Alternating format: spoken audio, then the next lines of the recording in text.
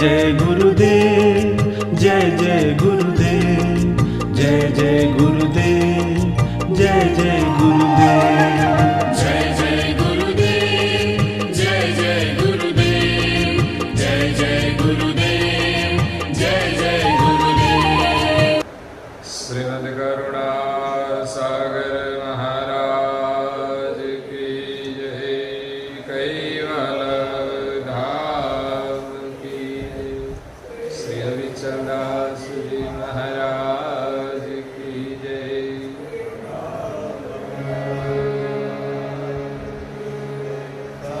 सबके उत्साहे, सबके उत्साहे, सबके उत्साहे। परम गुरु श्रीमद् करुणा सागर महाराज श्री रचित पंचम स्वसम वेद यानी पंचम सूक्ष्म वेद जंगम तिलक चिंतामणि स्कंद तीसरा और चौपाई है पांचवी। ए धारण पंडय कर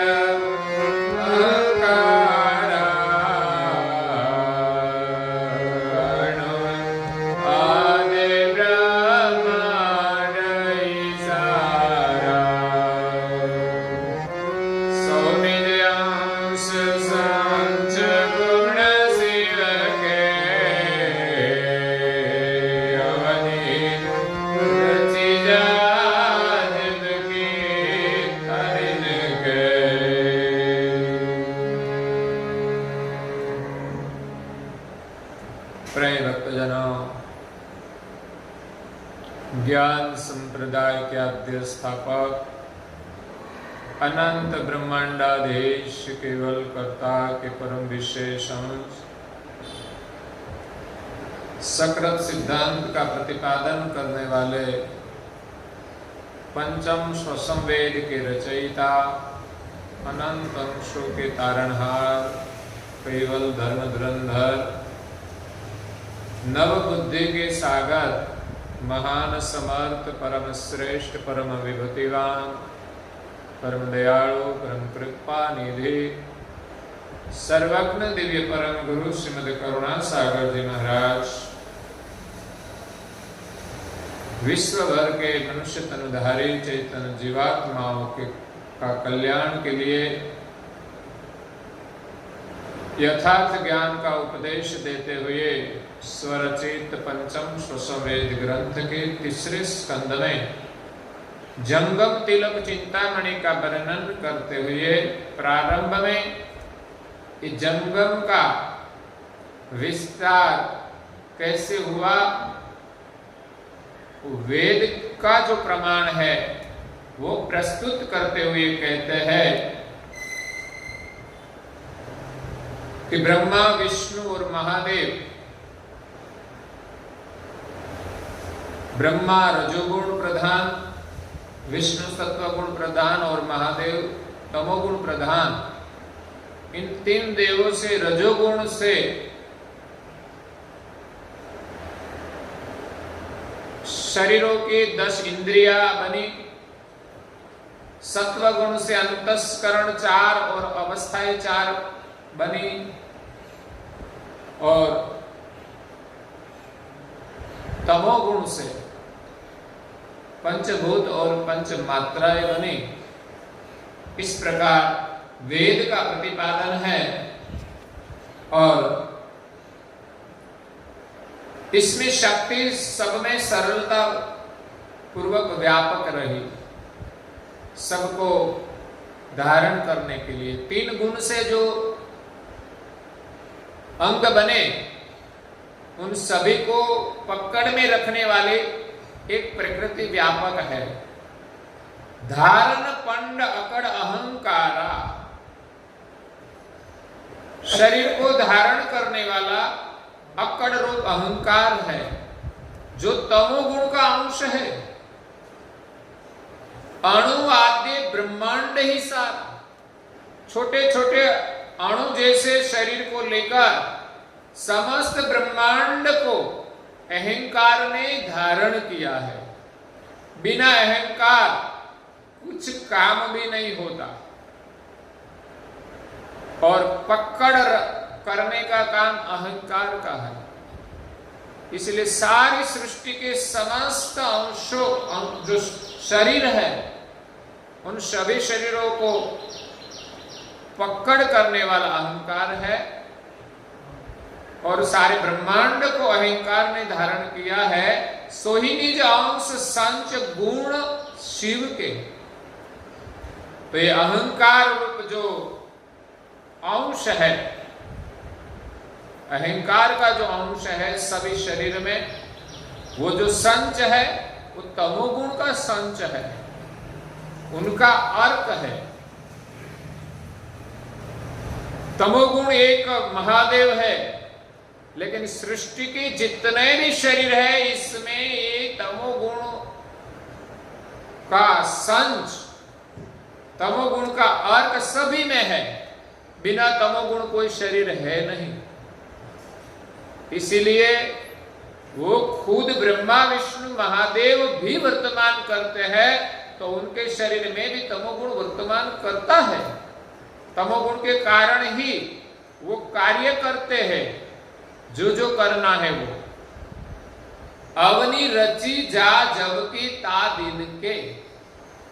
इस पृथ्वी का निर्माण हुआ उस दिन से कि अहंकार ने सभी को धारण किया है। पृथ्वी भी अहंकार से ही धारण की है, अहंकार से ही बनी है।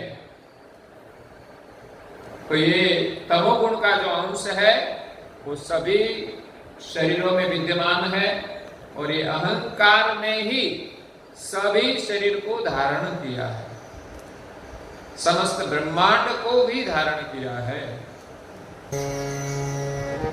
सात्विक गुण तन स्वांगी सकल में, हे ब्रह्मा के रजो इंद्रिय विकल में, हे शक्ति सरल तुम कहिए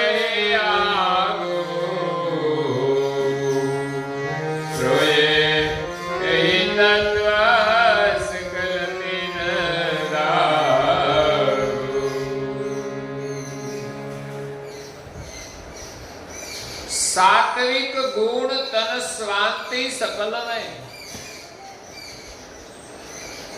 तीन गुण से सभी तन का निर्माण हुआ, और तीन गुण का वर्तमान सभी शरीर में है कि अहंकार मतलब तमोगुण के अंश ने सभी शरीर और ब्रह्मांड को धारण किया है। सात्विक गुण तन स्वांति, सभी के शरीर में जो शांति वर्तमान करती है वो सत्व गुण का अंश है, विष्णु का अंश है। ब्रह्मा के रजो इंद्रिय विकल में, और ब्रह्मा का जो रजो गुण है उनका अंश सभी शरीर में, इंद्रियों में जो विकलता है, इसलिए इंद्रियों रजोगुण के प्रभाव से वर्तमान करते हैं। इंद्रियों में एक प्रकार की संचलता है, वो रजोगुण का अंश है, इसलिए इंद्रियों विषय की ओर विकल हो जाती है, विषय देखते ही व्याकुल हो जाती है। तो इंद्रियों में जो व्याकुलता है, विकलता है, संचलता है, वो रजोगुण रूप ब्रह्मा का रजोगुण रूप अंश है। शांति भी वर्तमान करती है, वो सत्वगुण विष्णु का अंश है। शक्ति सरल तुम कही जेहि आगू, और आगे जो वर्णन किया कि शक्ति सब में सरलता पूर्वक व्यापक है। तो इस व्यापक शक्ति से प्रोये यही तत्व सकल तीन धागु। ये तीन धागा है, रजो तमो और सत्व। इसमें सभी तत्वों को पकड़ के रखा है। जैसे धागा में मोती पिरोया जाता है, वैसे ही एक रजो तमो और सत्व रूप 3 धागे हैं, इसमें सभी तत्वों को व्यापक शक्ति के माध्यम से पकड़ा है, उसके अंदर पिरोया है, इसलिए कोई तत्व इनको छोड़कर अलग नहीं हो सकते।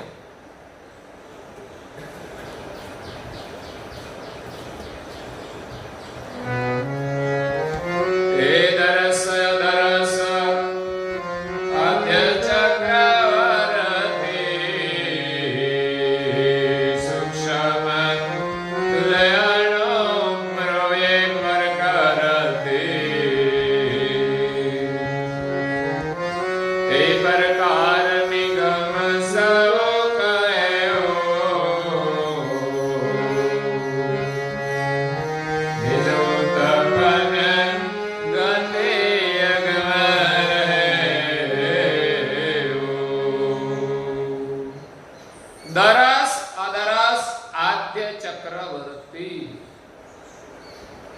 दृश्य और अदृश्य आदि जो सृष्टि की रचना है, इसमें स्थूल शरीर है, सूक्ष्म शरीर है, उन सभी स्थूल सूक्ष्म अणु प्रोये प्रकृति, सब में प्रकृति व्यापक है, मतलब आद्य चक्रवर्ती। दृश्य और अदृश्य सभी सृष्टि में प्रकृति व्यापक है, चक्रवर्ती उनकी सत्ता है। सभी देवताएं भी प्रकृति की सत्ता में ही वर्तमान करते हैं, कोई देव का स्वतंत्र साम्राज्य नहीं है। 3 देवों ने भी प्रकृति के अधीन बनकर इस सृष्टि का विस्तार किया है, और प्रकृति के अधीन ही 3 गुण वर्तमान करते हैं। न सृष्टि की रचना में ब्रह्मा की स्वतंत्र सत्ता है, कहा जाता है कि ब्रह्मा सृष्टि का सर्जन करते हैं, तो उसने सर्जन किया तो उनका ही साम्राज्य होना चाहिए, लेकिन ऐसा नहीं है। प्रकृति के अधीन बनकर रजोगुण ब्रह्मा जी ने रजोगुण के माध्यम से कुछ क्रिया की है, इसमें उनकी स्वतंत्र सत्ता नहीं है। पूरा शरीर का निर्माण ब्रह्मा जी ने नहीं किया है। विष्णु ने भी उसमें कुछ काम किया है। वेद भी कहते हैं कि विष्णु के माध्यम से, उनके अंश से शरीर के अंतस्करण और अवस्था का निर्माण हुआ, और सभी शरीरों में जो शांति वर्तमान होती है वो विष्णु से होती है। अगर विष्णु नहीं होता तो ब्रह्मांड में शांति भी नहीं रहती। इसलिए रजो सत्व और तमोगुण भी वर्तमान करते हैं। अगर तमोगुण नहीं होता तो ये कोई काम ही नहीं होता। हमें जो भी काम करना है इसमें अहमेव धारण करना पड़ता है। खड़ा होना है तो भी अहंकार चाहिए, बैठना है तो अहंकार चाहिए, चलना है तो भी चाहिए, खाना है तो भी चाहिए, पीना है तो भी चाहिए, देखना है तो भी चाहिए। सभी कार्य में अहंकार आवश्यक है। इसलिए दृश्य अदृश्य जो प्रवृत्तियां होती है स्थूल सूक्ष्म आदि शरीरों में, क्योंकि 4 वेद ने प्रतिपादन किया है, यही प्रकार निगम चहु कहे। वेद को परम कारण का पता नहीं है, उसने कहीं भी परम कारण का जिक्र नहीं किया है। इसीलिए कहा है निज उत्पन्न गति अगम ही रहे। वो मूल उत्पत्ति तो वेद को भी पता नहीं है, वो अगम है। लेकिन जहां से उत्पत्ति का पता चला उनका वर्णन वेदों ने किया है कि प्रकृति के माध्यम से तीन गुण से इसी प्रकार ब्रह्मांड के सभी शरीरों की रचना हुई।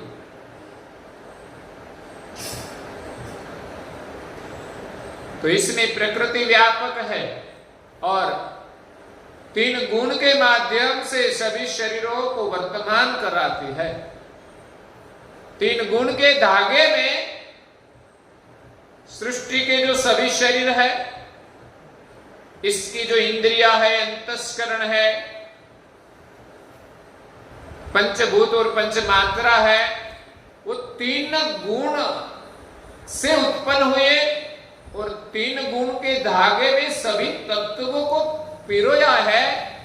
इसलिए रजोगुण से सभी शरीरों की इंद्रियों में विकलता आती है और विकलता में सत्वगुण का जब वर्तमान होता है तो शांति भी मिलती है और तमोगुण का वर्तमान होता है तो अहंकार के माध्यम से सब क्रिया होती है।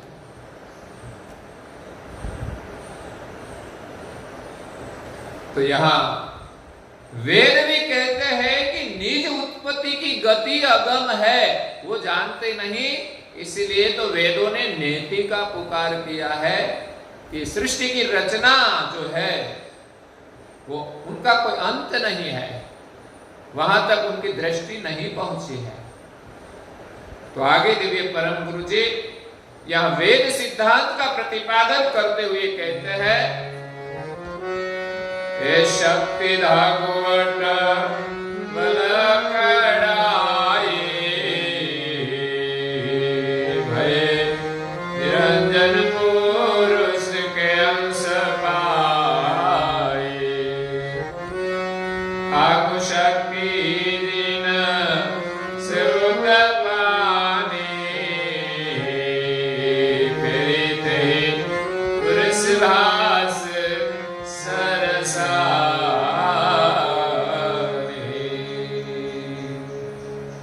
शक्ति धागु वटवल अकड़ाई।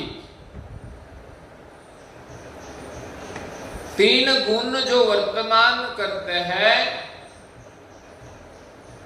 वो शक्ति के प्रभाव से ही वर्तमान करते हैं। शक्ति धागु वटवल अकड़ाई, शक्ति रूप धागा के कारण इन तीन गुण रूप जो वल है वो वर्तमान होता है। तीन गुण का ही सर्जन हुआ है और इसमें वर्तमान भी शक्ति का वल के रूप में अकड़ाई भी है। इसमें तीन गुण की जो अकड़ाई है वो शक्ति के प्रभाव से है। भय निरंजन पुरुष के अंश ताई, वो शक्ति भी निरंजन पुरुष के अंश है। निरंजन पुरुष से ही आद्य शक्ति उत्पन्न हुई। आगु शक्ति जिनसे उत्पन्न, आद्य शक्ति आगे जिनसे उत्पन्न हुई, फेरी ते ही पुरुष भास सरसानी। शक्ति आद्य पुरुष निरंजन से उत्पन्न हुई और निरंजन पुरुष का भास शक्ति के माध्यम से सर्वव्यापक हुआ। इसीलिए शक्ति का कारण भी आद्य पुरुष निरंजन है। ये निरंजन का भास शक्ति के माध्यम से व्यापक हुआ और शक्ति निरंजन के माध्यम से तीन गुण उत्पन्न हुए। शक्ति उत्पन्न हुई तो अपने आप वो स्वतंत्र कुछ कर सकती नहीं, सृष्टि का विस्तार नहीं कर सकती। पुरुष के बिना स्त्री संतान को जन्म नहीं दे सकती। इसीलिए स्त्री की उत्पत्ति पुरुष के अंकुर से ही उत्पन्न होती है। स्त्री पुरुष में ही स्त्री का बीज है। पुरुष और नारी का दोनों का बीज पुरुष में है। इसीलिए आद्य पुरुष से शक्ति उत्पन्न हुई और शक्ति और निरंजन के संजम से 3 देव और 3 देवियां उत्पन्न हुई। तो शक्ति में भास किसका आया? आद्य पुरुष निरंजन का। तो इसी से विस्तार आगे बढ़ा है। और परम गुरु जी यहां वेद का वर्णन करते हुए कहते हैं, सोई श्रुति कहता पुरुष ब्रह्म है अण इच्छा उत्पन्न गति सहेदा ए जो रहिते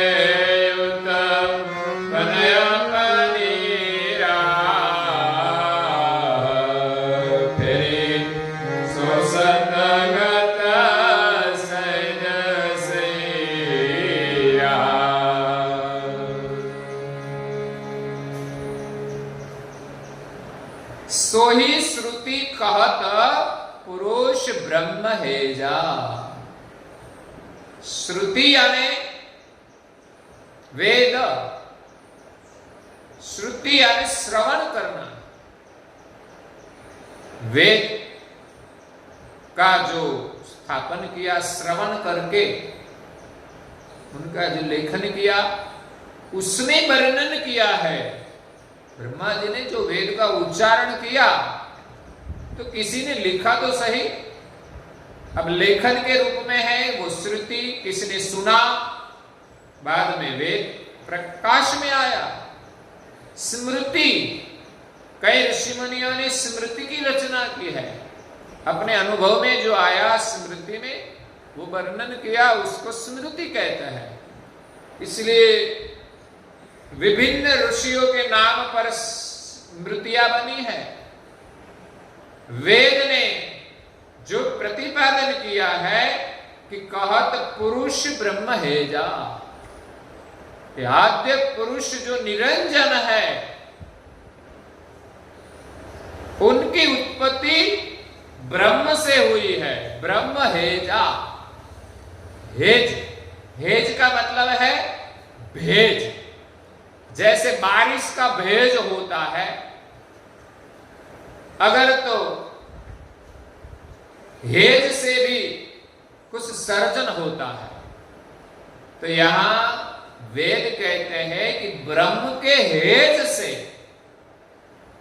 सहजा सहज अण इच्छा, हेज तो है लेकिन इच्छा बिना ब्रह्म से सहजा सहज आद्य पुरुष की उत्पत्ति हुई। जो रवि ते उत्पन्न अपनीरा, उनके लिए वेद ने दृष्टांत देकर सिद्धांत समझाया है कि जैसे सूर्य से नीर की उत्पत्ति होती है, बारिश की उत्पत्ति सूर्य के कारण होती है। फेरी शोषत गत सहेज सहीरा, और इस जल से सूर्य पानी का शोषण करते हैं और बारिश होती है। वो प्रक्रिया जैसे होती है इसी प्रकार ब्रह्म से आद्य पुरुष की उत्पत्ति होती है, ऐसा वेद का कहना है। और आगे कहते हैं, हे दिन कर कोयपा उपजन भाव, शोषत कुशत सहज स्वभाव, मार्ग से तनया पुत्र जमाई, शून्य सकल मला रत छवाई। दिनकर को आप उपजन भाऊ, सूर्य को जल उत्पन्न करने की कोई भावना नहीं है, ऐसा वेद कहते हैं। शोषत पोषत सहेज स्वभाव, जो बारिश करता है इसमें सूर्य की कोई भावना नहीं है, लेकिन सहज स्वभाव से बारिश आती है और पानी का शोषण भी सहजा सहज होता है। सूर्य तो अपना काम करता है, पानी अपने आप शोषण होता है और बारिश के रूप में इस सृष्टि में पोषण होता है। इस दृष्टांत के अनुसार ब्रह्म से निरंजन की उत्पत्ति हुई और निरंजन से सृष्टि का पोषण होता है। मारुत से तन आभ्र जमाई, यहां दूसरा एक दृष्टांत आता है। शून्य सकल मल रहत छवाई, शून्य में कोई आवरण नहीं है, कोई मल नहीं है, स्वच्छ है। मारुत से तन आभ्र जमाई, लेकिन पवन के कारण शून्य में, आकाश में बादल का जमाव होता है और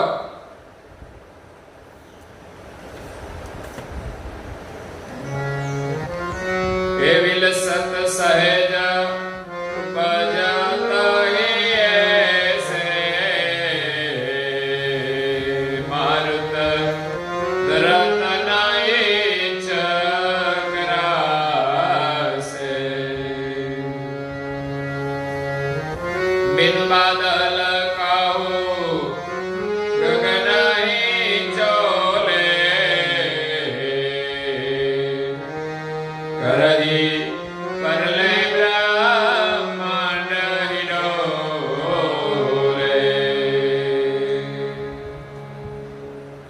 बिलसत सहेज उपजत ही ऐसे, बादल सहजा सहज पवन की इच्छा के बिना उत्पन्न होता है और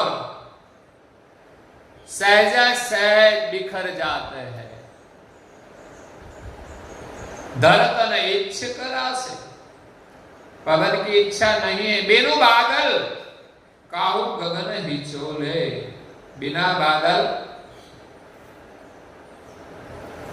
आकाश में, बिनु बादल काहू गगन ही चोले, करहि परले ब्रह्मांड ही डोले। बिना बादल गगन में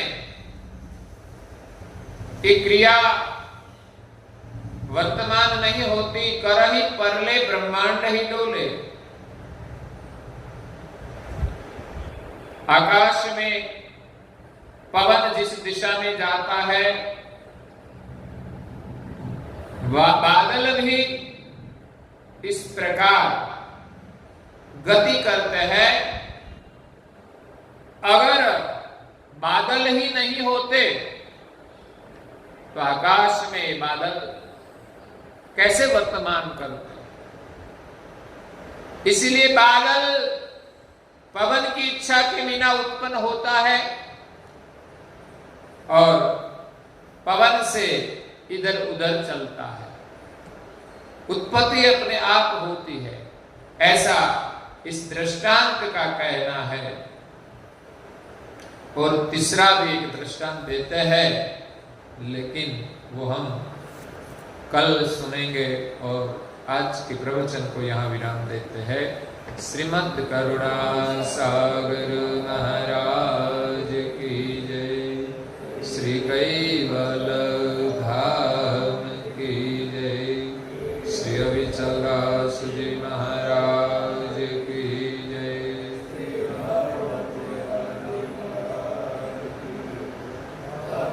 सत्य वंशाय सत्य वंशाय सत्य